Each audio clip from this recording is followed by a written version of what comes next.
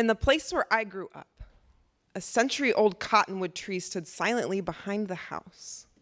My mother told us during every tornado warning that things like natural disasters could not happen here, that this tree had been here for 100 years, had never been touched.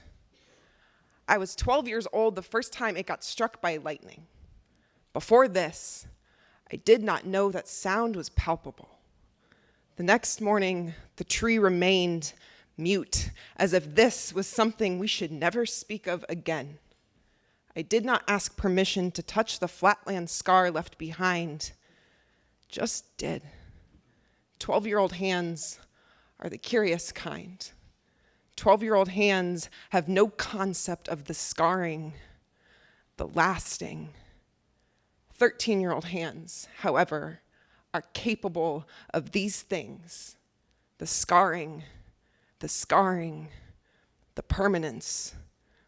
The second time the tree was struck by lightning, men came to cut down some of its branches, and this is probably a metaphor for something. But when you're 16, so is everything. And when you're 16, you are too worried about men taking, and men with axes for hands, and you adopt the tree's method of communication. I think the trees started to rot from the inside at the same time I did. But we don't talk about things like that. Things like that cannot happen at this house. This tree, this version of me, have been here for as long as our memories of this place go. We will not touch them.